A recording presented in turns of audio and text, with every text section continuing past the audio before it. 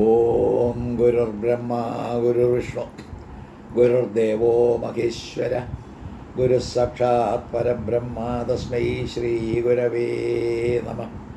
ഓം ഗുരുഭ്യോ നമഃ. ഓം ഏകദന്തം മഹാകായം തപ്തകാഞ്ചനസന്നിഭം ലംബോദരം വിശാലാക്ഷം വന്ദേഹം ഗണനായകം. ഓം ഗം ഗണപതയേ നമഃ. ബാലരവിദ്യുതിബിന്ദുകിരീടാന്തുംഗകുജാം നയനത്രയയുക്താം സ്മേരമുഖീം വരദാങ്കുശപാശാം ഭീതിഹരാം പ്രഭജേത ഭുവനേശ്യോമീ. അരുണകിരണജാലേ രഞ്ജിതാസ് അവകാശ വിധൃതജപവടീക പുസ്തക വേദഹസ്ത അവയവരകരാഢ്യാ പുല്ലകൽഹാര സംസ്ഥ നിവസതു ഹൃദിബാലാ നിത്യകല്യാണശീലാമീ. ജ്വാലാകരാളമത്യുഗ്രം ന ശേഷാസുരസൂദനം ത്രിശൂലംബോധുനോഭീതേർ ഭദ്രകാളി നമോസ്തുതേ. കാളി കാളി മഹാകാളി ഭദ്രകാളി നമോസ്തുതേ. കുലം ച കുലധർമ്മം ച മാം ച പാലയ പാലയ. ഓം നമഃ ചണ്ഡികായൈ നമോ. ഓം നമഃ ശിവായ നമോ. ഓം നമഃ ശിവായ ശിവായൈ നമോ. ഓം നമഃ ശിവായ. ശുഭം ശുഭം ഗുരു ഗുരു ശിവായ നമ. ഓം ഓം നമോ നാരായണായ. ഓം നമോ ഭഗവതേ വാസുദേവായ. ശ്രീകൃഷ്ണായ പരബ്രഹ്മണേ നമ. ഹരി ഓം. ശരീരം, സൃഷ്ടിയുടെ വൈചിത്ര്യം അല്ലെങ്കിൽ സൃഷ്ടിയുടെ പ്രത്യേകത, ഇതെല്ലാം തന്നെ മനസ്സിലാക്കിക്കൊണ്ടാണ് ശരീരം എന്ന് പറയുന്ന ഒരവശ്യ വസ്തു അല്ലെങ്കിൽ നമ്മൾ ശരീരത്തെ എല്ലായ്പ്പോഴും വളരെ പ്രാധാന്യത്തോടുകൂടി കണക്കിലെടുക്കണം എന്ന് സൂചിപ്പിച്ചുകൊണ്ടുള്ള പ്രഭാഷണമായിരുന്നു കഴിഞ്ഞത്. ഇതിനെല്ലാം കാരണവും സൂചിപ്പിച്ചു. കാരണം സൂക്ഷ്മതലത്തിലേക്ക് എത്തിനോക്കാനും സനാതനമായിരിക്കുന്ന സത്യത്തെ സാക്ഷാത്കരിക്കാനും ഈ ശരീരം വെച്ചുകൊണ്ടുള്ള പ്രയത്നം ആവശ്യമാണ്. എന്തെന്നില്ലാത്തൊരു ഉദ്യമം നടത്തണമെങ്കിൽ അല്ലെങ്കിൽ ഈ പറയുന്ന ഈശ്വരാന്വേഷണത്തിന് ഉതകുന്ന രീതിയിലുള്ള ഒരു യാത്ര വേണമെങ്കിൽ ശരീരം വേണ്ടേ? അപ്പോൾ എല്ലാ തരത്തിലും ഈ ശരീരത്തെ പ്രാധാന്യം കൊടുത്തുകൊണ്ട് സർഗം വിസർഗം എന്ന് പറയുന്ന ആ ആദ്യത്തെ ആ ഘട്ടങ്ങളിൽ ഏറ്റവും പ്രധാനപ്പെട്ട സൃഷ്ടി അത് നടത്തിക്കൊണ്ടിരിക്കുന്ന ബ്രഹ്മദേവൻ്റെ മുമ്പിലാണ് സ്വയംഭൂവന് സങ്കടം ഉണർത്തിച്ചത്.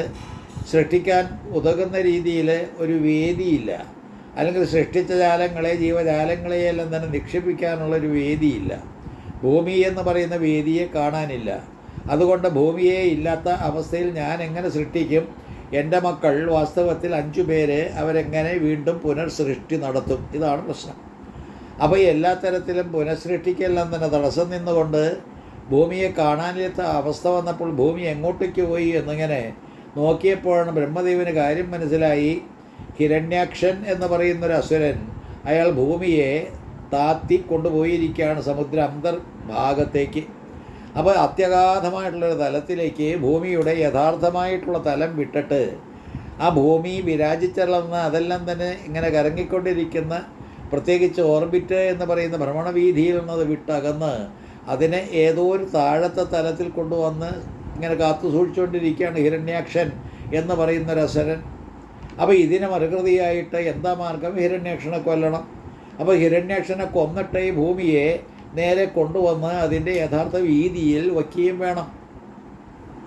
ഇവിടെ ഏറ്റവും പ്രധാനപ്പെട്ട സന്ദേശം ഭൂമി എന്ന് പറയുന്നത് ആവശ്യമായൊരു ഘടകമാണ് എന്ന് മാത്രമല്ല, ഭൂമി അത് യഥോചിതമായിട്ടുള്ള രീതിയിൽ പ്രവർത്തിച്ചുകൊണ്ടിരിക്കണം. അല്ലെങ്കിൽ ഭൂമിയുടെ ആ ഭ്രമണവീതി, അതായത് അതിൻ്റെ സഞ്ചാരപഥം ഒരിക്കലും നശിച്ചു പോകാൻ പാടില്ല, അതിന് വ്യതിയാനം സംഭവിക്കരുത് എന്നാണ് ഇവിടുത്തെ നിർദ്ദേശം. അപ്പോൾ ശരീരമെന്ന് പറയുന്ന ഉപാസനയ്ക്കുള്ള ഉപാധിയെ വേണ്ട രീതിയിൽ നമ്മൾ ഒരുക്കി നിർത്തുക എന്നുള്ള ലക്ഷ്യമാണ് സർഗം എന്ന് പറയുന്ന വിസർഗം എന്ന് കൂടി കൂട്ടിച്ചേർക്കാവുന്ന സൃഷ്ടിയുടെ ഏറ്റവും പ്രധാനപ്പെട്ട സന്ദർഭത്തിലേക്ക് കടക്കുമ്പോൾ ഭൂമിയെ വീണ്ടെടുത്ത് സ്ഥാപിക്കാനുള്ള ഏറ്റവും ശക്തമായിരിക്കുന്ന ഒരു അവതാരമെന്ന് പറയാം വരാഹാവതാരം കൊണ്ട് ഉദ്ദേശിച്ചത്. അപ്പോൾ വരാഹാവതാരമാണ് തൃതീയ സ്കന്ധത്തിലെ പ്രധാനപ്പെട്ട വിഷയം. ആ വരാഹാവതാരം എടുത്തത് വാസ്തവത്തിൽ ബ്രഹ്മദേവനാണ്, അല്ലെങ്കിൽ കൊണ്ടുവന്നത് ബ്രഹ്മദേവനാണ്. അകത്തുനിന്ന് പുറത്തേക്ക് ഇത്തരത്തിലുള്ള അവതാരത്തെ കൊണ്ടുവന്ന് ഇട്ടത് ബ്രഹ്മദേവനാണ്. അപ്പോൾ ബ്രഹ്മദേവൻ്റെ സൃഷ്ടിയുടെ തുടക്കത്തിൽ തന്നെ അതിന് തടസ്സം നിൽക്കുന്നത് കണ്ട് ആ ഭൂമിയെ വാസ്തവത്തിൽ കൊണ്ടുവന്ന് യഥാസ്ഥാനത്ത് സ്ഥാപിക്കാൻ ബ്രഹ്മദേവൻ തന്നെ വരാഹത്തിൻ്റെ വേഷം കെട്ടിയെന്ന് പുരാണങ്ങളിൽ നിന്ന് പുരാണങ്ങളിലേക്ക് കടക്കുമ്പോഴാണ് ഇതിൻ്റെ രസം കൂടുതൽ കൂടുതൽ മനസ്സിലാക്കാൻ നമുക്ക് സാധിക്കുന്നത്. സാക്ഷാൽ ബ്രഹ്മദേവൻ തൻ്റെ ഹൃദയത്തിൽ പ്രതിഷ്ഠിച്ചിരിക്കുന്ന നാരായണൻ എന്ന് പറഞ്ഞാൽ ഈശ്വരൻ. അപ്പോൾ തൻ്റെ ഹൃദയത്തിൽ ഇങ്ങനെ പ്രതിഷ്ഠിതമായിരിക്കുന്ന ഈശ്വര വിശേഷത്തെ ബ്രഹ്മദേവൻ ഇങ്ങനെ ഉറ്റുനോക്കി അല്ലെങ്കിൽ ധ്യാനിച്ചു എന്ന്. അപ്പോൾ തൻ്റെ ഉള്ളിൽ കൂടി കൊള്ളുന്ന ഈശ്വരനെ ധ്യാനിച്ച് അദ്ദേഹത്തെ പ്രത്യക്ഷപ്പെടുത്തി വരാഹ രൂപത്തിലെന്ന് നമ്മൾ സാമാന്യേന അർത്ഥം പറയും. അപ്പോൾ അത്തരത്തിൽ വരാഹത്തിൻ്റെ രൂപത്തിൽ സാക്ഷാൽ ഈശ്വരനെ അകത്ത് നിന്ന് പുറത്തേക്ക് എടുത്തു എന്ന് പറയുന്നതിനേക്കാൾ ഒരു പുരാണം ഘോഷിക്കുന്ന ബ്രഹ്മാണ്ഡ പുരാണം എന്ന് പറയുന്ന പുരാണത്തിലേക്ക് വരുമ്പോൾ അതായി തീരുകയാണ് ബ്രഹ്മാവ്. ഏതൊരു രൂപവും ഭാവവുമാണോ ആവശ്യമായിട്ടുള്ളത് ഭൂമിയെ നിലനിർത്താൻ, ആ ഭൂമിയെ നിലനിർത്താൻ വേണ്ടിയിട്ട് വാസ്തവത്തിൽ ആ വേഷം കെട്ടിയെന്നു. അപ്പോൾ ഇവിടെ വേഷം കെട്ടുന്ന നടൻ എന്നുള്ള മട്ടിലേക്ക് മാറിയത് ഈശ്വരൻ എന്ന് പറയുന്ന വേറെ ഒരു സ്ഥിതിവിശേഷമുള്ള വസ്തുതയല്ല, സത്യമല്ല, താൻ തന്നെയായിരിക്കുന്ന ഈശ്വരൻ. അല്ലെങ്കിൽ ഈ ബ്രഹ്മദേവൻ എന്ന് പറയുന്ന ഈശ്വരൻ ബ്രഹ്മദേവൻ്റെ ഉള്ളിൽ കുടികൊള്ളുന്ന ഈശ്വരനുമായിട്ട് തൻ്റെ തപസ്സിൻ്റെ ഫലമായിട്ട് താതാത്മ്യം പ്രാപിച്ച ആ ബ്രഹ്മദേവൻ വരാഹത്തിൻ്റെ രൂപത്തിൽ പ്രത്യക്ഷപ്പെട്ടു എന്ന്.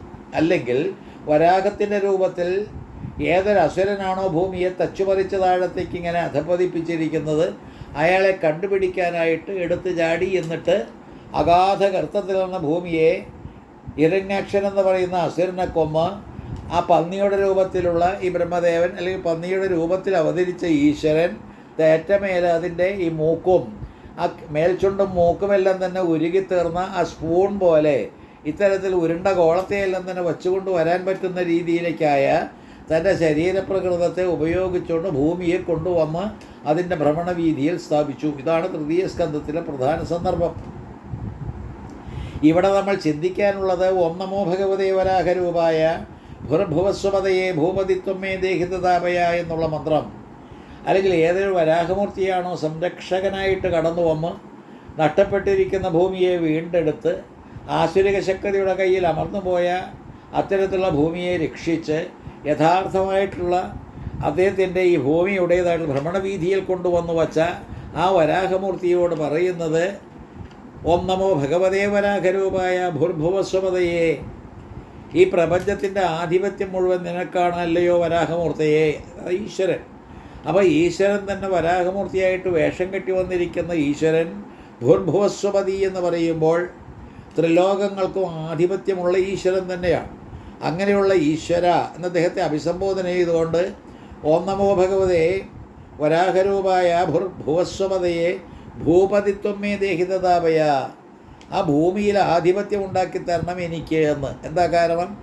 ഭൂമി ഇനിയും തരംതാണ് പോയാൽ, ഭൂമിക്ക് എല്ലാ തരത്തിലും കേടുകൾ സംഭവിച്ചാൽ, ഭൂമിയിൽ ഇങ്ങനെ നിക്ഷേപിക്കപ്പെടുന്ന ജീവജാലങ്ങൾക്ക് അവരുടേതായുള്ള പ്രവൃത്തികൾ ചെയ്യാൻ സാധിക്കാതെ വന്നാൽ എന്തായിരിക്കും ഗതികെട്ട രീതി? അപ്പോൾ എല്ലാ തരത്തിലും അനുപേക്ഷണീയമായ ഭൂമിയുടെ അവസ്ഥയ്ക്ക് യാതൊരു കേടും കോട്ടവും സംഭവിക്കരുത്. അതാണ് ആ മന്ത്രത്തിൽ അടങ്ങിയിരിക്കുന്നത്. ഭുർഭുവസ്വപതയെ ഭൂപതിത്വമേ ദേഹി ദതാപയ. അപ്പോൾ എല്ലാ തരത്തിലും വരാഹമൂർത്തി അവതരിച്ച് നഷ്ടപ്പെട്ടു പോയ ഭൂമിയെ വീണ്ടെടുത്ത് ഭ്രമണപഥത്തിൽ കൊണ്ടുവന്ന് വച്ചിട്ട് പിന്നാലെ പ്രജാപതിമാരും അല്ലെങ്കിൽ സ്വയംഭുവൻ എന്ന് പറയുന്ന മനുവും അദ്ദേഹത്തിൻ്റെ പരമ്പരയും അതുപോലുള്ള സൃഷ്ടജാലങ്ങളുമെല്ലാം തന്നെ അനസ്യൂതം ഇങ്ങനെ സൃഷ്ടിക്കാൻ തുടങ്ങിയെന്നാണ്. അപ്പോൾ വേദി എന്ന് പറയുന്നത് ആവശ്യമാണ്. അപ്പോൾ ഒരു ജീവൻ ഒരു ശരീരത്തെ എടുത്തു കഴിഞ്ഞാൽ ആ ശരീരത്തെ ഉപയോഗിക്കാനുള്ളൊരു വേദി വേണം. അഥവാ ഒന്നുകൂടി നമ്മൾ കടന്നു ചിന്തിക്കുകയാണെങ്കിൽ ജീവന് ഒരു വേദി വേണം. ഏതൊരു ജീവനാണോ ഈ പറയുന്ന ശരീരത്തെ എടുത്തുകൊണ്ട് ഈ പ്രപഞ്ചത്തിൽ നാടകം അഭിനയിക്കാൻ വന്നിട്ടുള്ളത് അയാൾക്കൊരു വേദി വേണം. അപ്പോൾ എല്ലാ തരത്തിലും വേദി എന്താ? ഭൂമിയാണെന്ന് ചുരുക്കം.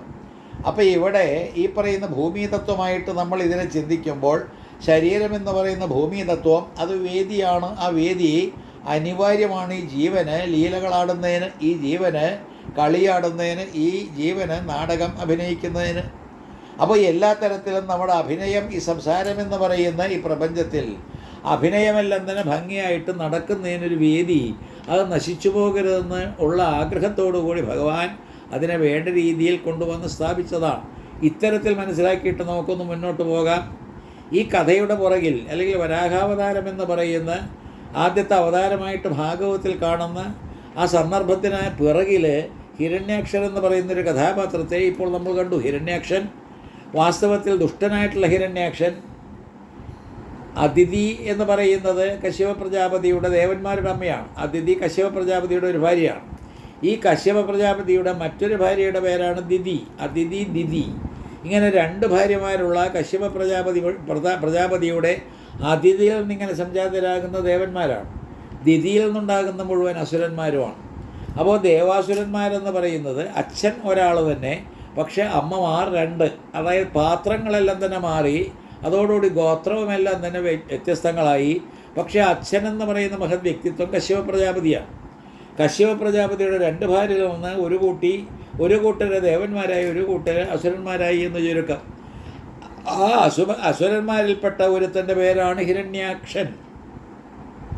ഹിരണ്യകശിപു എന്ന് പറയുന്ന മറ്റൊരു കഥാപാത്രം സഹോദരനായിട്ട് ജനിച്ചിട്ടുണ്ടൊപ്പം.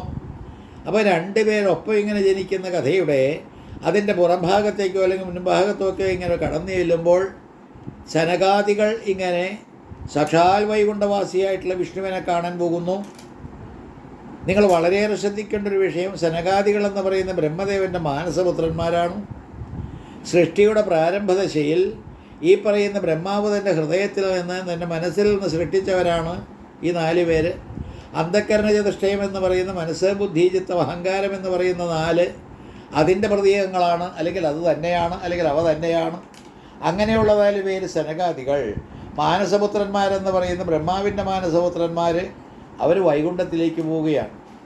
ഇവിടെ ഈ യാത്രയുടെ പ്രത്യേകത നിങ്ങൾ ചിന്തിക്കണം. ശനകാദികളെന്ന് പറയുന്നത് ബ്രഹ്മദേവൻ്റെ മാനസപുത്രന്മാരായതുകൊണ്ട്, ബ്രഹ്മദേവൻ എന്ന് പറയുന്നത് രാജസ സ്വരൂപം ആയതുകൊണ്ട് രാജസം സൃഷ്ടിക്കാനുള്ളതാണ്. അപ്പോൾ ഈ രാജസം എന്ന് പറയുന്ന രാക്ഷസീയ പ്രകൃതിയോ അല്ലെങ്കിൽ ഈ സൃഷ്ടിക്കാനുള്ള പ്രവണത വച്ചു പുലർത്തുന്ന ചുവപ്പ് എന്ന് പറയുന്ന നിറം, ആ ഗുണം, അത് വാസ്തവത്തിൽ ഇവർക്കും സ്വായത്തമാണ്. കാരണം അച്ഛൻ ബ്രഹ്മാവാണ്. ബ്രഹ്മാവായിരിക്കുന്ന അച്ഛനിൽ നിന്ന് ജനിച്ച മാനസപുത്രന്മാർ ശനകാദികളും അവരും രാജസ പ്രകൃതികളായതുകൊണ്ട് അവർ വാസ്തവത്തിൽ വിഷ്ണു ലോകത്തേക്ക് ഒന്ന് കടക്കാനായിട്ട് ശ്രമിച്ചു. ശനകാദികളെപ്പറ്റി പറയുന്നത് സദാ ഹരിശരണം പ്രാപിച്ചവരെന്നാണ്. എപ്പോഴും ഹരിയോം ഹരിയോം ഹരിയോം എന്നിങ്ങനെ ജപിച്ചുകൊണ്ട് കിടക്കുന്ന ഇവർക്ക് വയസ്സ് കൂടുന്നില്ല എന്നും കഥ. ശനകാദികൾക്ക് എന്നും 5 വയസ്സല്ലാതെ മറ്റ് രീതിയിൽ വയസ്സ് വർദ്ധിക്കുന്നില്ല. കാരണം എന്താ? ഈശ്വരനെ ശരണം പ്രാപിച്ചുകൊണ്ട് ഹരിശരണം പ്രാർത്ഥിച്ചുകൊണ്ട് കിടക്കുന്ന ഇവർക്ക് വയസ്സ് കൂടാൻ നിവൃത്തിയില്ല. അങ്ങനെ എന്നും 5 വയസ്സുള്ള കുമാരന്മാർ.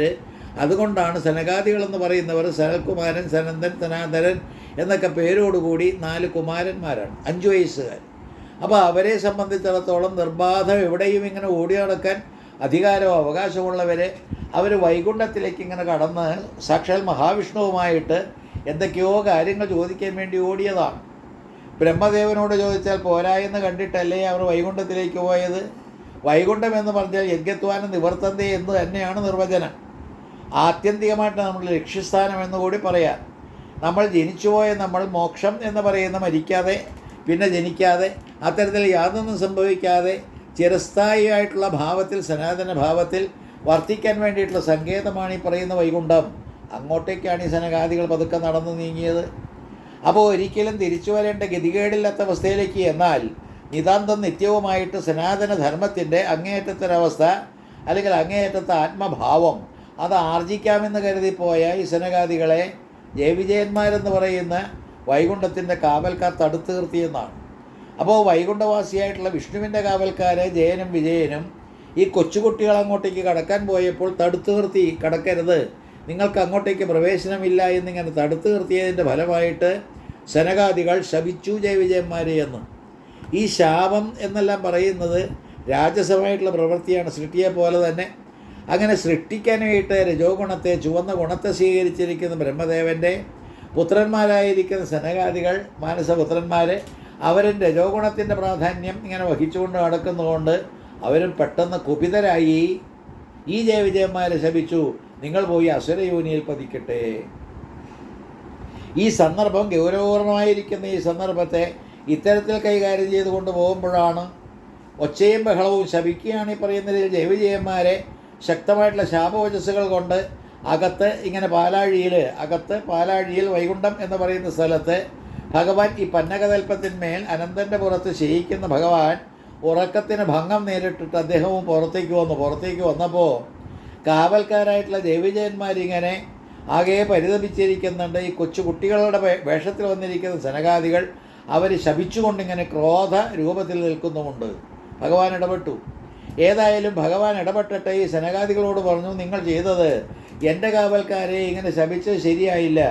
ഏതായാലും നിങ്ങൾ വന്നതിൻ്റെ ഉദ്ദേശം എന്തുവാകട്ടെ, ശാപം അവർ സ്വീകരിക്കേണ്ടിയിരിക്കുന്നു. അവർ ശാപം സ്വീകരിച്ചിട്ട് മണ്ണിൽ അല്ലെങ്കിൽ ഭൂമിയിൽ പോയി ജനിക്കട്ടെ അസുരന്മാരായിട്ട്. ഞാൻ തന്നെ ചെന്ന് അവരെ അനുഗ്രഹിച്ച് ഇങ്ങോട്ടേക്ക് കൊണ്ടുവന്നു കൊള്ളാം. അപ്പോൾ ഈ സനകാദികളുടെ ശാപം മൂലം അസുരയോനിയിൽ പതിക്കാൻ ഇടവന്ന ജയവിജയന്മാർ ഭഗവാന്റെ അനുഗ്രഹം കൊണ്ട് വീണ്ടും ഇങ്ങനെ 3 പ്രാവശ്യം ജനിക്കട്ടെ എന്നും 3 പ്രാവശ്യം ജനിച്ചിട്ട് അവരുടെ ഈ ജന്മത്തിന് അറുതി വന്നിട്ട് പിന്നെ ജനിക്കാതിരിക്കുന്നൊരവസ്ഥയിലേക്ക് വൈകുണ്ഠത്തിലേക്ക് എവിടെ ചെന്നിട്ടാണോ തിരിച്ചു പോരേണ്ടതില്ലാത്ത ആ അവസ്ഥയിലേക്ക് ചെല്ലാം, അല്ലെങ്കിൽ അവിടെ കടന്നുകൂടാമെന്നുള്ള രീതിയിലൊരു സന്ദർഭമാണ് അവിടെ ഒരുങ്ങുന്നത്. വൈകുണ്ഠത്തിലെ കാവൽക്കാരായിരിക്കുന്ന വിജയന്മാർ അവർ ശാപഗ്രസ്തരാകുന്നു. തടുത്തത് കൊണ്ടാണ് ശാപഗ്രസ്തരായത്. ശനകാദികളെന്ന് പറയുന്ന ഇവരെ ആർക്കും തടസ്സപ്പെടുത്താൻ അധികാരമില്ല. പക്ഷേ ഇവർ അറിഞ്ഞുകൂടാത്തത് കൊണ്ട് പെട്ടെന്ന് അങ്ങനെ തടഞ്ഞു നിർത്തി പോയി ശുണ്ഠി പിടിച്ച ഈ ശനകാദികളാണെങ്കിൽ ശപിക്കുകയും ചെയ്തു. എന്താണ് സന്ദേശം? ഇവിടുത്തെ സന്ദേശം എന്ന് പറഞ്ഞാൽ ഭാഗവതം ഉദ്ദേശിക്കുന്നത് വൈകുണ്ഠം എന്ന് പറയുന്ന ഭഗവാന്റെ ഇരിപ്പിടം കിടപ്പിടം, അവിടെ യോഗനിദ്രയിൽ ഇങ്ങനെ കിടക്കുന്ന ആ ഭഗവാന്റെ ആസ്ഥാനം അനന്തൻ എന്ന് പറയുന്ന പന്നകത്തിൻ്റെ തൽപ്പത്തിന്മേലാണ് കിടപ്പ്. അനന്തൻ എന്ന് പറഞ്ഞാൽ അനന്തമായത് ഇൻഫിനിറ്റി. അപ്പോൾ അനന്തമായിരിക്കുന്നൊരവസ്ഥ ആദിയും മധ്യവും അന്തവും എല്ലാം തന്നെ ഇല്ലാതെ എല്ലാ തരത്തിലും അപാരമായിട്ടുള്ളൊരു സ്ഥിതിവിശേഷമുള്ള ആ വൈകുണ്ഠത്തിലേക്കാണ് ഇവർ കടന്നു ചെല്ലാൻ പോയത്. എല്ലാവരുടെയും ആഗ്രഹം അതായിരിക്കട്ടെ എന്ന്. അപ്പോൾ ഒന്നാമത്തെ സംഗതി നമ്മൾ പഠിക്കേണ്ടത്, നമ്മൾ ജനിച്ചു കഴിഞ്ഞാൽ എല്ലാവരും തന്നെ ചെന്നെത്തേണ്ടത് വൈകുണ്ഠത്തിലാണ്. അപ്പോൾ കഥയുടെ തുടക്കം വൈകുണ്ഠത്തിൽ നിന്നാണ്.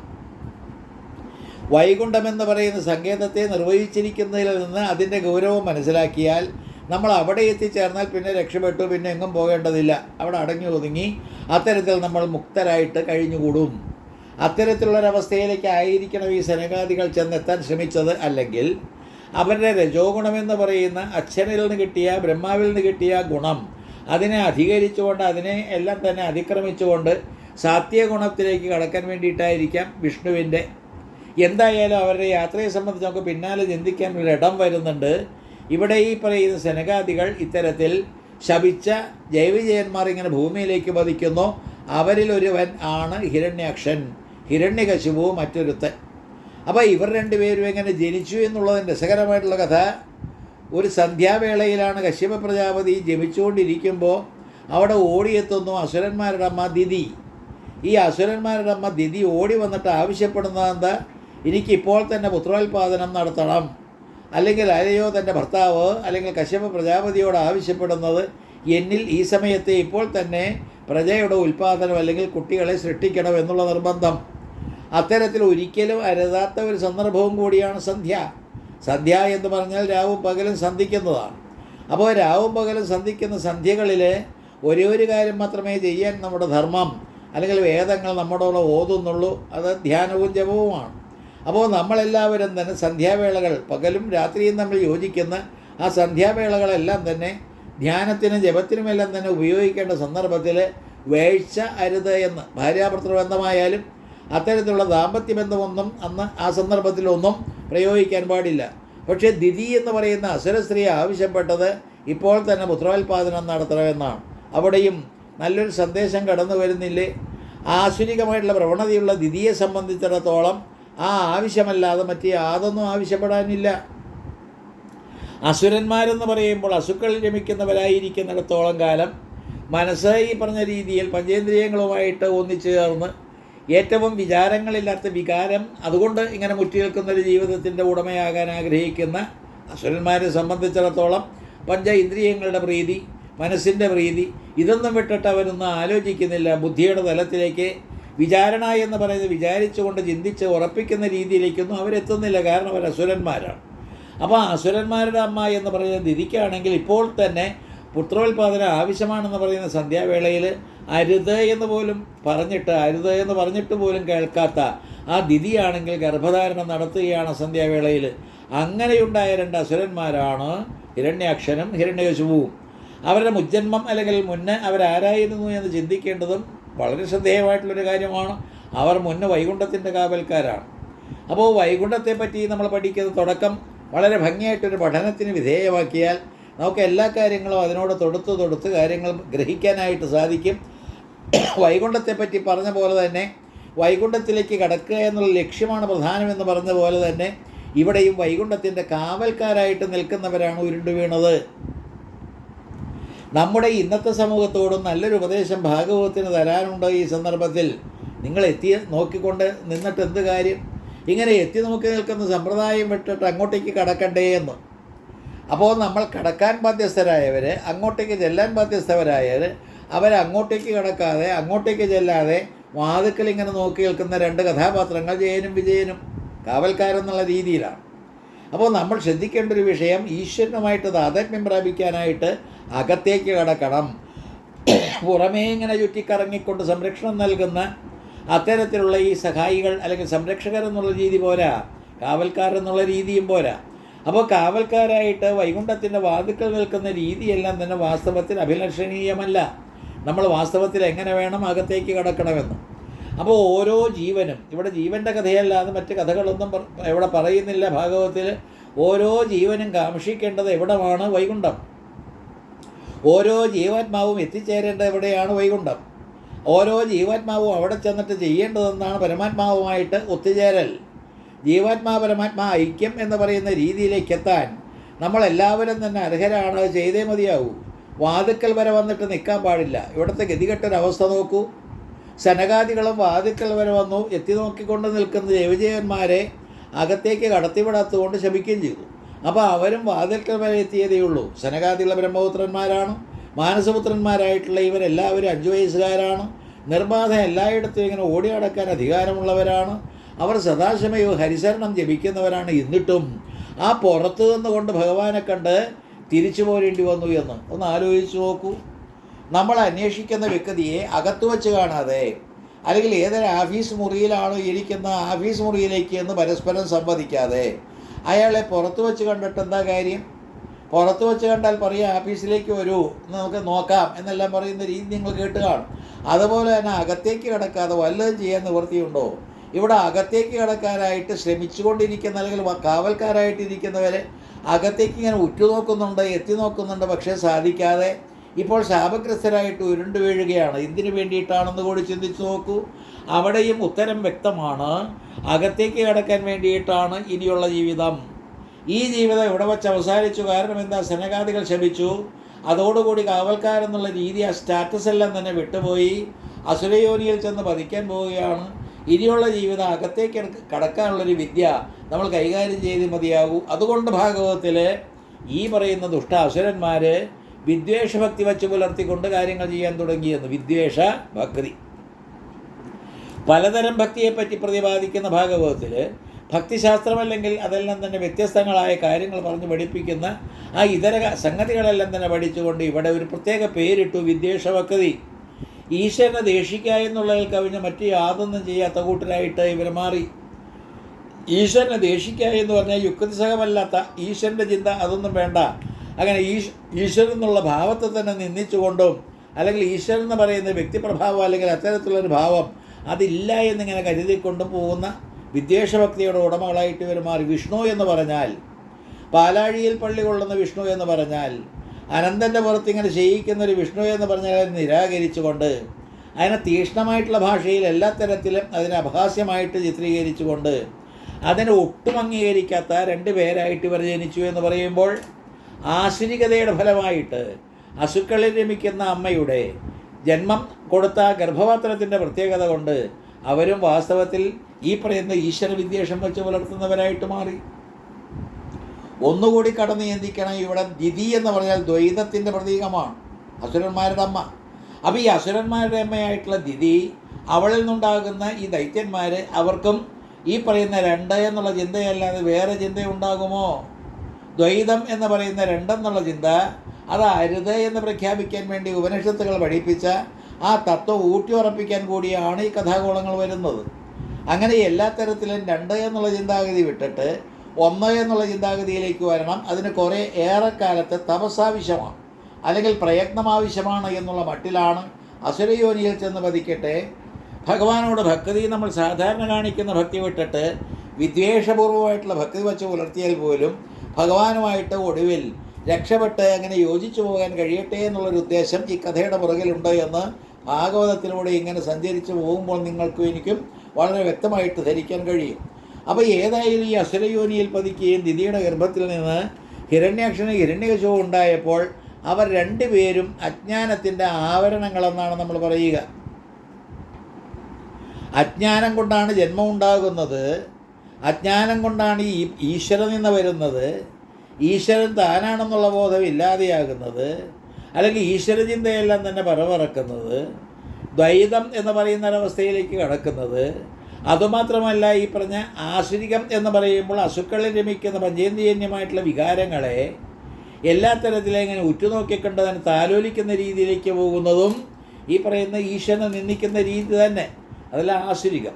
ഏതായാലും ഈ ആസുരികമായിട്ടുള്ള രീതിയിൽ ഈശ്വരനെ പ്രതിപാദിച്ചുകൊണ്ട്, അതിനെ നിന്ദിച്ചുകൊണ്ട്, അതിനെ അവഗണിച്ചുകൊണ്ട്, വിഗണിച്ചുകൊണ്ട് അങ്ങനെ ജീവിച്ചു പോകട്ടെ എന്നുള്ള മട്ടിൽ ഒരു പ്രത്യേക യോനിയിൽ പതിച്ച ഇവരിൽ ഒരു ജന്മം, ഒരുത്തൻ്റെ ജന്മം, അതാണ് വാസ്തവത്തിൽ ജയൻ്റെയും വിജയൻ്റെതുമായിട്ടുള്ള 2 പേരിൽ ഒരുത്തൻ്റെ ജന്മം ഹിരണ്യാക്ഷൻ. ഹിരണ്യകശിപുവും ജനിച്ചു. പക്ഷേ ഈ ഹിരണ്യാക്ഷന് തോന്നിയ ബുദ്ധി ഭൂമിയെ എല്ലാ തരത്തിലും ഇല്ലാതെയാക്കാം. ഭൂമി എന്ന് പറയുന്നൊരു വേദി ഉണ്ടെങ്കിലല്ലേ ഇവന്മാരെ ഈ പറയുന്ന രീതിയിൽ ജനിച്ചു വീഴുന്ന ജീവജാലങ്ങൾ ഈശ്വരനെ എല്ലാം തന്നെ ധ്യാനിച്ചുകൊണ്ട് മുന്നോട്ട് പോകൂ. ഇവിടെയും അന്തർഭവിച്ചിരിക്കുന്ന രഹസ്യം മറ്റൊന്നാണ് ശരീരത്തെ ഇല്ലാതെയാക്കുക. ശരീരത്തെ ഇല്ലാതെയാക്കിയാൽ പിന്നെ ആരാണാവോ ഭജിക്കുക, ആരെയാണാവോ ഭജിക്കുക? അപ്പം ഭജിക്കുന്ന രീതിയെല്ലാം തന്നെ വിട്ടിട്ട് ഈശ്വരോന്മുഖമായിട്ടുള്ള മനസ്സൊന്നുമില്ലാതെ ശരീരം തന്നെ ഇല്ലാതെയാക്കി കളയാം എന്ന് കരുതുന്ന ഹിരണ്യാക്ഷൻ്റെ കഥ. ഇതെല്ലാം ഈ രീതിയിൽ നമ്മൾ ചിന്തിച്ചു പോകുമ്പോഴാണ് അവതാരത്തിൻ്റെ മഹത്വവും അതുപോലെ ഈ ജന്മം പ്രത്യേക രീതിയിലെടുത്ത് ജൈവിജയന്മാരുടെ കഥയുമൊക്കെ വേണ്ട രീതിയിൽ മനസ്സിലാക്കാൻ കഴിയും. അപ്പോൾ 2-3 കാര്യങ്ങളല്ല, അനവധി കാര്യങ്ങൾ ഇപ്പോൾ നമ്മൾ പറഞ്ഞു കഴിഞ്ഞു. എല്ലാ തരത്തിലും ആ സന്ദർഭത്തിൽ ശരീരം കൊണ്ടുള്ള ഉപയോഗം അത് വാസ്തവത്തിൽ അനുവദിക്കരുത് എന്ന് കണ്ടിട്ടാണ് ശരീരമാകുന്ന ഭൂമിയെ ഇത്തരത്തിൽ നിഷ്കരണം അത്യഗാധമായിരിക്കുന്ന തലത്തിലേക്ക് കൊണ്ടുപോയി ആഴത്തിൽ താഴ്ത്തിയത്. എന്താ കാരണം? ഈ ശരീരം നശിപ്പിക്കണം, ഈ ശരീരം കൊണ്ട് യാതൊരു ഗുണവും ഉണ്ടാകരുത്. ഇക്കാര്യം വാസ്തവത്തിൽ ഇന്നത്തെ കാലഘട്ടത്തിൽ നമ്മൾ ചിന്തിക്കേണ്ട ഒരു വിഷയമാണ്. ആത്മഹത്യ ചെയ്യുന്നവർ നല്ലൊരു പ്രായമായിട്ട് പ്രായം ഇങ്ങനെ കടന്നു പോകുമ്പോൾ ജീവിതം അതെല്ലാം തന്നെ കരുപ്പിടിപ്പിച്ച് വേണ്ട രീതിയിൽ കൈകാര്യം ചെയ്യാതെ പെട്ടെന്ന് ആത്മഹത്യ ചെയ്യുന്നവരുടെ ആ ലക്ഷ്യം നോക്കൂ, ഒരു ലക്ഷ്യവുമില്ല. എല്ലാ തരത്തിലും ജീവൻ്റെ ലക്ഷ്യം മറന്നു, ജീവിതത്തിൻ്റെ ലക്ഷ്യം വിട്ടുപോയി, ശരീരം കൊണ്ട് നടക്കേണ്ട കാര്യമെല്ലാം തന്നെ ഉപേക്ഷിച്ചു. അപ്പോൾ ശരീരത്തെ വേണ്ടാത്ത രീതിയിൽ ഇങ്ങനെ കൈകാര്യം ചെയ്യുന്ന വ്യഗ്രത വന്നപ്പോൾ അതിനെ നശിപ്പിച്ചു എന്ന് ചുരുക്കം. ഇത് വാസ്തവത്തിൽ ആസുരികമായിട്ടുള്ളൊരു പ്രവണത, അല്ലെങ്കിൽ ഹിരണ്യാക്ഷൻ എന്ന് പറയുന്ന ദുഷ്ടനായിട്ടുള്ളൊരു അസുരൻ ചെയ്ത പ്രവൃത്തി. ചിന്തിച്ചു നോക്കൂ, ഇത് ആത്മഹത്യ. ഈ ആത്മഹത്യ പോലെ തന്നെയല്ലേ ഇന്ന് കാണുന്ന സകല പ്രവൃത്തികളും.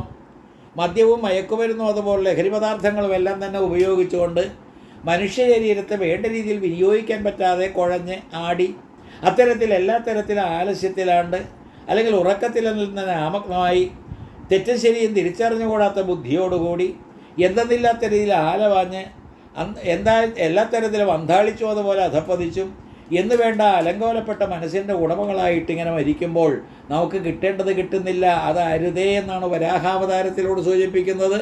അതിനുവേണ്ടി തുനിയുന്ന അസുരൻ്റെ പിടിയിൽ പെടരുത് എന്നുകൂടി. ഈ അസുരൻ്റെ പിടിയിൽ പെട്ടിട്ടാണല്ലോ മദ്യപാനാസക്തി അതുപോലുള്ള ആസക്തികളെല്ലാം തന്നെ ഉണ്ടാകുന്നത്. മനുഷ്യജന്മം കിട്ടിയിട്ട് ഫലപ്രദമായ ജീവിതം നയിക്കുന്നതിന് പകരം വേണ്ടാത്ത രീതിയിൽ അവതാളത്തിലേക്ക് പോകുന്ന എല്ലാം തന്നെ സംഭവിക്കുന്ന അസുരൻ്റെ സ്വാധീനം കൊണ്ടാണ്. അപ്പോൾ എത്രയെത്ര കാര്യങ്ങളാണ് ഈ വരാഹാവതാരവേളയിൽ വരുന്നത്. ഓം നമോ ഭഗവതേ വരാഹരൂപായ ഭുർഭുവസ്വപതയെ ഭൂപതിത്വമേ ദേഹിതതാപയ എന്നുള്ള മന്ത്രം കൊണ്ട് നമ്മൾ വരാഹമൂർത്തിയെ ഇങ്ങനെ ആരാധിക്കുമ്പോൾ ഒരു കാര്യവും കൂടി നമ്മൾ തറപ്പിച്ച് പറയണം. സംരക്ഷകനാണ് ഈ പറയുന്ന വരാഹം. ആദ്യമായിട്ട് നമ്മളെ രക്ഷിക്കാനായിട്ട് ഇറങ്ങി വരുന്ന ഈശ്വര സ്വരൂപമാണ്. കഥകൾ അത്തരത്തിൽ കൈകാര്യം ചെയ്താൽ നമുക്ക് വരാഹമൂർത്തിയെ ഉപാസിക്കുമ്പോൾ എന്നെ രക്ഷിക്കാനുള്ള മൂർത്തിയാണ് ഇതെന്ന് കാണാം. അജ്ഞാനത്തിലാണ്ട് പോകുന്ന അവസ്ഥയിൽ നിന്ന് വിജ്ഞാനത്തിലേക്ക് നയിക്കുന്ന, അല്ലെങ്കിൽ അജ്ഞാനമെന്ന് പറയുന്ന ഇരുട്ടിൽ ഇങ്ങനെ ആ തപ്പിത്തടഞ്ഞ് കിടക്കുന്ന ഒരു വിക്കതിയുടെ അജ്ഞാനത്തിൽ നിന്ന് നമ്മളെ രക്ഷിക്കുന്ന, അല്ലെങ്കിൽ പ്രകാശമാനമായിട്ടുള്ള ദിവ്യമായിട്ടുള്ളൊരവസ്ഥയിലേക്ക് ശരീരത്തെ ഉപയോഗിക്കാൻ ഉതകുന്ന വേദി ഒരുക്കുന്ന ഈ പറയുന്ന വരാഹമൂർത്തിയുടെ പ്രത്യേകത ഇതെല്ലാം തന്നെ വെച്ചുകൊണ്ട് ചിന്തിച്ചാൽ ഇത്രമാത്രം ഉദാത്തമായിട്ടുള്ളൊരു അവതാരം വേറെ ഇല്ല എന്ന് കൂടി പറയാം. അതാണ് ഫസ്റ്റ് സ്റ്റെപ്പ്. അപ്പോൾ ആദ്യത്തെ പടിയായിട്ട് നമ്മളെല്ലാവരും തന്നെ അടിത്തറയായിട്ട് കാണുന്ന വരാഹാവതാരത്തിലൂടെ അജ്ഞാനമെന്ന് പറയുന്ന അരുത് എന്ന് വളരെ ഉറപ്പിച്ചു പറയാൻ വേണ്ടിയുള്ള ഒരു അവതാരമായിട്ട് കൂടി അതിനെ കാണണം. അജ്ഞാനമെന്ന് പറഞ്ഞാൽ ഞാൻ ഈശ്വരനാണെന്നുള്ള ബോധമില്ലായ്മ എന്ന് തമിഴൻ പറയും. ഞാൻ ഈശ്വരനാണെന്നുള്ള ബോധമില്ലായ്മ. അപ്പോൾ നമ്മളെല്ലാവരും തന്നെ ശരീരത്തെ എടുത്തത് ഞാൻ ഈശ്വരനാണെന്നുള്ള ബോധമുണ്ടാക്കി എടുക്കുന്നതിനാണ് എന്നുകൂടി വന്നില്ലേ? അപ്പോൾ ഉപാസനയുടെ ഉദ്ദേശം വന്നില്ലേ? ശരീരം ഉപാസനയ്ക്കുള്ള വിഗ്രഹമാണെന്നുള്ളത് വന്നില്ലേ? നമ്മുടെ പ്രവൃത്തികളെല്ലാം തന്നെ ഉപാസന നിർഭരമായിരിക്കണമെന്ന് വന്നില്ലേ? അപ്പോൾ എല്ലാ തരത്തിലും ഉപാസനയുടെ പ്രാധാന്യം ഊന്നി പറഞ്ഞുകൊണ്ടും ഉപാസനയിലൂടെ അജ്ഞാനമെല്ലാം തന്നെ ദൂരീകരിച്ചുകൊണ്ടും നമ്മൾ ഓരോരുത്തരും ഈശ്വരൻ തന്നെ ബ്രഹ്മം തന്നെ എന്നിങ്ങനെ ഉറപ്പിച്ചുകൊണ്ടും മുന്നോട്ട് പോകുന്നതിന് തടസ്സം നിൽക്കുന്ന അസുക്കളിൽ രമിക്കുന്ന പ്രവണത അത് ഇല്ലാതെയാക്കാനുള്ളൊരു അവതാരമായിട്ട് ഈ പറയുന്ന വരാഹാവതാരത്തെ കാണാം. എവിടെയാണ് നമ്മൾ വിരാജിച്ചരളിയത്? അതെല്ലാം തന്നെ മറന്നില്ലേ? വൈകുണ്ഠത്തിൽ ഭഗവാൻ ശയിക്കുന്നത് അനന്തശായിയായിട്ട് കിടക്കുന്നത് കണ്ടുകൊണ്ടിരുന്നവരല്ലേ ഇവർ രണ്ടുപേരും? അവിടെ അജ്ഞാനമെന്നോ ആവരണമെന്നും വിക്ഷേപമെന്നും പറയുന്ന ഒരവസ്ഥയ്ക്ക് വല്ല വാസ്തവത്തിലും സ്ഥാനമുണ്ടോ? അജ്ഞാനം കടന്നു വരാൻ പാടുണ്ടോ? ആവരണവും വിക്ഷേപവുമെല്ലാം തന്നെ ആക്രമിക്കാൻ പാടുണ്ടോ? പക്ഷേ ഇതെല്ലാം ഒരു പ്രത്യേക ദുർബല നിമിഷത്തിൽ സംഭവിച്ചു. ശനകാദികൾ കടന്നു വന്നപ്പോൾ കടത്തിവിട്ടെങ്കിൽ ഈ വക പ്രശ്നങ്ങൾ വല്ലതും വരുമായിരുന്നോ? പക്ഷേ ഇവിടെ ഒരു ഉദ്ദേശമുണ്ട്. കാരണം ഈ വാതിൽക്കൽ നിൽക്കുന്നവരെ ഒന്ന് അകത്തേക്ക് കടത്തണമെന്ന് ഈശ്വരനെ നിശ്ചയിച്ച് കാണും.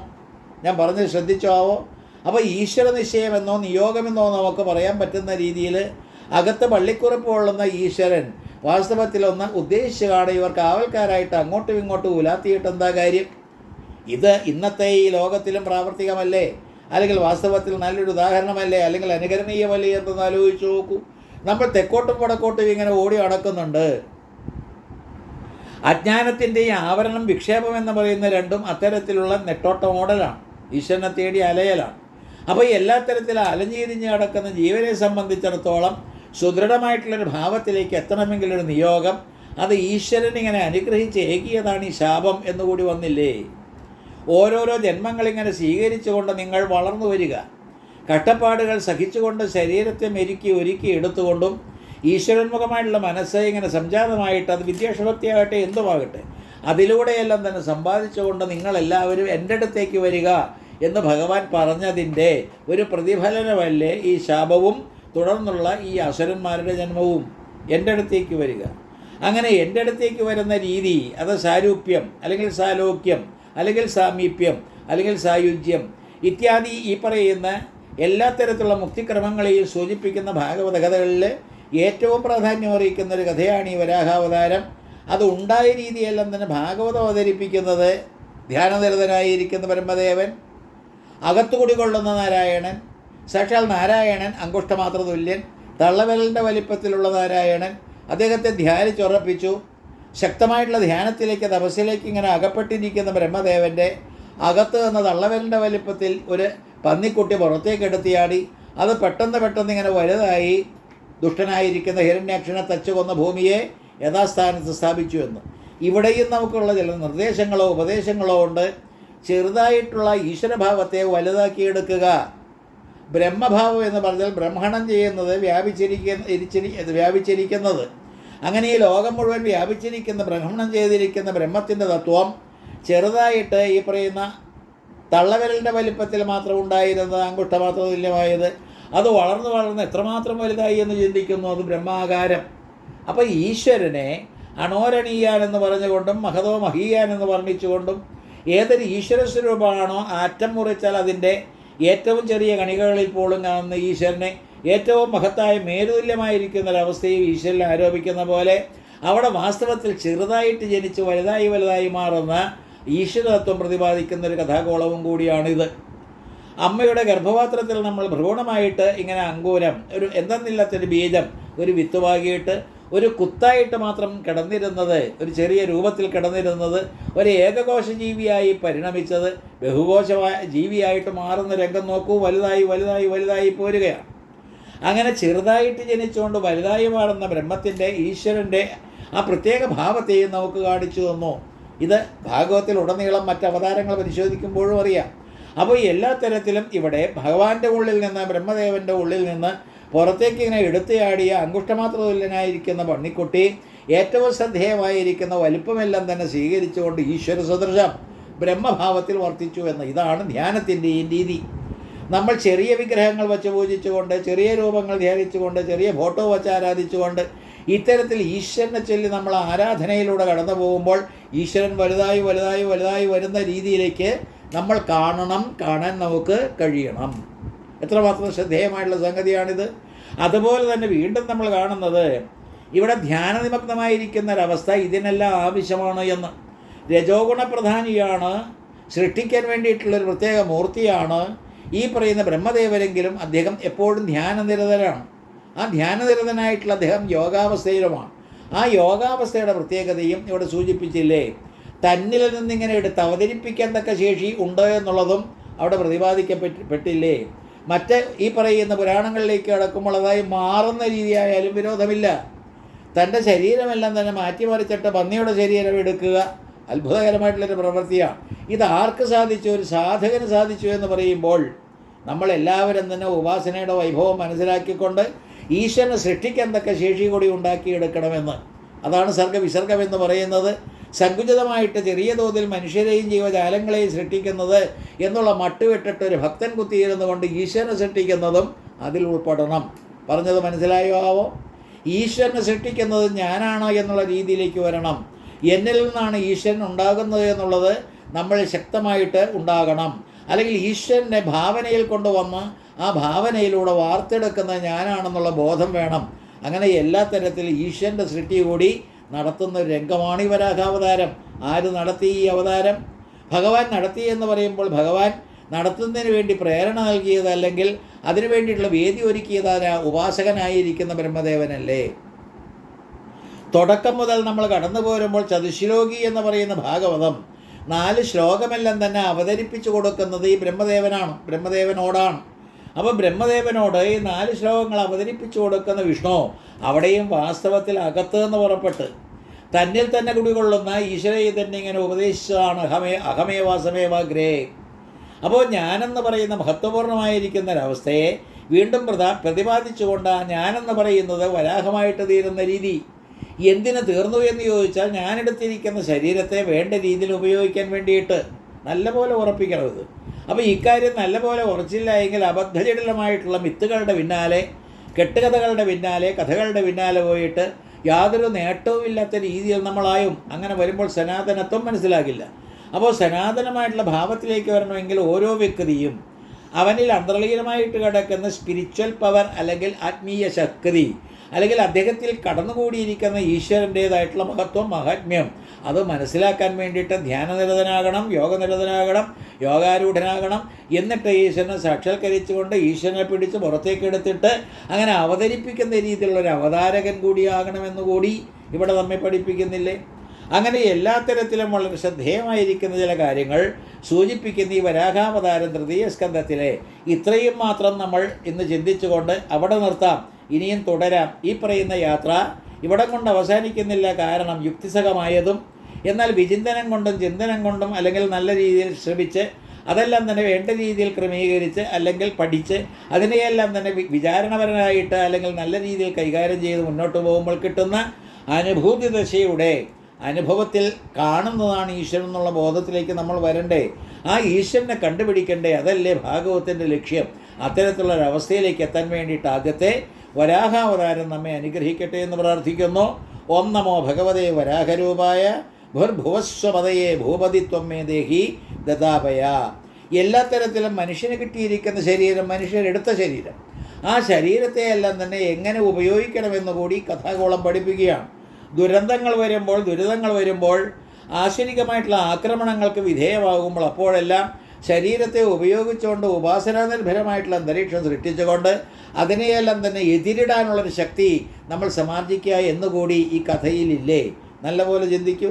അങ്ങനെ എല്ലാ തരത്തിലും ചിന്തിച്ചുറപ്പിക്കുക. ഭാഗവതം എന്ന് പറയുന്ന ആ പുരാണം നിസ്സാരവൽക്കരിക്കാതെ അതിൻ്റെ പ്രൗഢവും ഗംഭീരവുമായിരിക്കുന്ന കഥാകോളങ്ങളിലൂടെ കടന്ന് നമ്മൾക്കും ഒരു പ്രൗഢി, ആധ്യാത്മിക പ്രൗഢി ഉണ്ടാകട്ടെ എന്ന് പ്രാർത്ഥിച്ചുകൊണ്ട് നമുക്ക് നിർത്താം.